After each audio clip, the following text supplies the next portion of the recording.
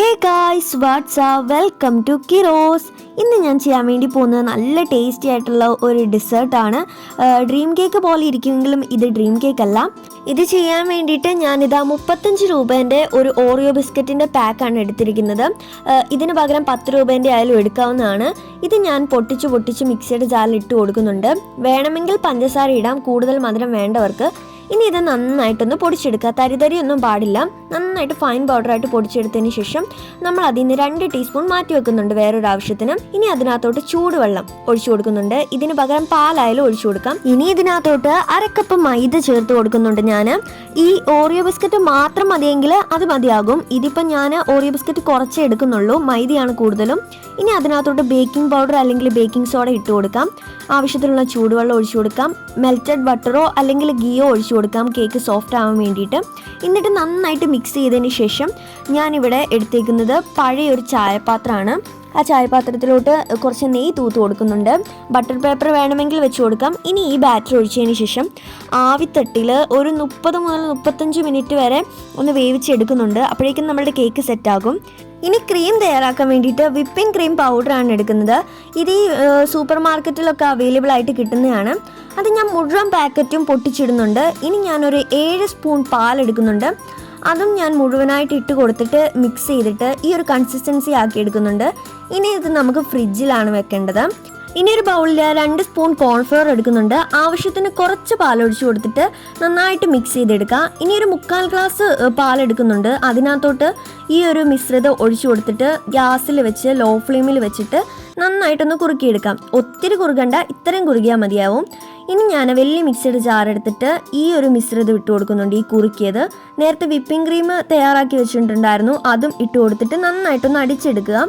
ഇനി അതിനകത്തോട്ട് നമ്മൾ നേരത്തെ തയ്യാറാക്കി വെച്ച ഓറിയോ ബിസ്ക്കറ്റ് പൊടിച്ചത് 2 സ്പൂൺ മാറ്റി വെച്ചില്ലേ, അത് ഇട്ട് കൊടുക്കുന്നുണ്ട്. ഇനി നമുക്ക് വേണ്ടത് ചോക്ലേറ്റ് ആണ്. ഏത് ചോക്ലേറ്റും എടുക്കാം. ഞാനിപ്പോൾ ഡയറി മിൽക്കാണ് എടുക്കുന്നത്. 40 രൂപേൻ്റെയാണ് എടുക്കുന്നത്. അതിനകത്തുനിന്ന് ഒരു 4 പീസ് ഇട്ട് കൊടുക്കുന്നുണ്ട്. 4 പീസ് മതിയാകും ഇതിനകത്ത്. ഇനി ബാക്കിയുള്ള പീസ് നമുക്ക് മാറ്റി വെക്കാം, അത് വേറൊരു കാര്യത്തിന് വേണം. ഇനി ഇത് നന്നായിട്ടൊന്ന് കുറുക്കിയെടുത്ത് ഒരു ബൗളിലോട്ട് മാറ്റി വെക്കുന്നുണ്ട്. ഈ ഒരു ക്രീമിന് നല്ല ടേസ്റ്റ് ആണ് കേട്ടോ. അപ്പം ഈ ഒരു സമയം കൊണ്ട് നമ്മളുടെ കേക്ക് താണ്ട് സെറ്റായിട്ട് വന്നിട്ടുണ്ട്. ഇനി നമ്മൾ അത് എന്താ പറയുക, ഒരു പ്ലേറ്റിലോട്ട് മാറ്റി ബട്ടർ പേപ്പറൊക്കെ റിമൂവ് ചെയ്തെടുക്കുന്നുണ്ട്. ഈ ഒരു കേക്ക് നമുക്ക് 2ആയിട്ട് കട്ട് ചെയ്തെടുക്കണം. കുറച്ചേ ഉള്ളെങ്കിലും 2ആയിട്ട് ഞാൻ കട്ട് ചെയ്തെടുക്കുന്നുണ്ട്. ഇനി ഒരു ബൗളിലോട്ട് കുറച്ച് പാലെടുക്കുന്നുണ്ട്. ഇനി ആവശ്യത്തിനുള്ള വെള്ളം ഒഴിച്ചു കൊടുക്കുക. ഒത്തിരി വേണ്ട, ഇച്ചിരി മതി.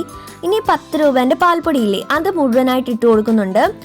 എന്നിട്ട് മിക്സ് ചെയ്തിട്ട് ഒരു കൺസിസ്റ്റൻസി ആക്കി എടുക്കുന്നുണ്ട്. കേക്ക് ഒന്ന് വെറ്റ് ചെയ്തെടുക്കാൻ വേണ്ടിയിട്ട് ചെയ്യുന്ന ഒരു സിറപ്പാണിത്. ഇതിന് പകരം നിങ്ങൾക്ക് ഷുഗർ സിറപ്പ് ആയാലും ഉപയോഗിക്കാവുന്നതേ ഉള്ളൂ.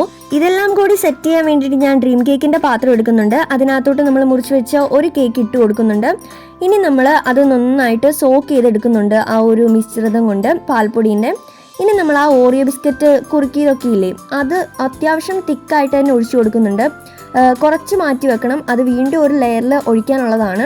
ഇനി അത് സ്പ്രെഡാക്കിയതിന് ശേഷം കുറച്ച് പാൽപ്പൊടീൻ്റെ ഇതിട്ട് കൊടുക്കുന്നുണ്ട്. ഈ നേരത്തെ നിങ്ങൾക്ക് നട്ട്സൊക്കെ ഇട്ട് കൊടുക്കാം. ഞാനിപ്പം ബൂസ്റ്റ് പൊടിയാണ് ഇട്ട് കൊടുക്കുന്നത്. ഇനി അതിൻ്റെ മുകളിൽ വീണ്ടും സെക്കൻഡായിട്ട് നമ്മളിതാ വീണ്ടും ഒരു കേക്ക് വെച്ച് കൊടുക്കുന്നുണ്ട്. നമ്മൾ കട്ട് ചെയ്ത 2ാമത്തെ കേക്കാണ്.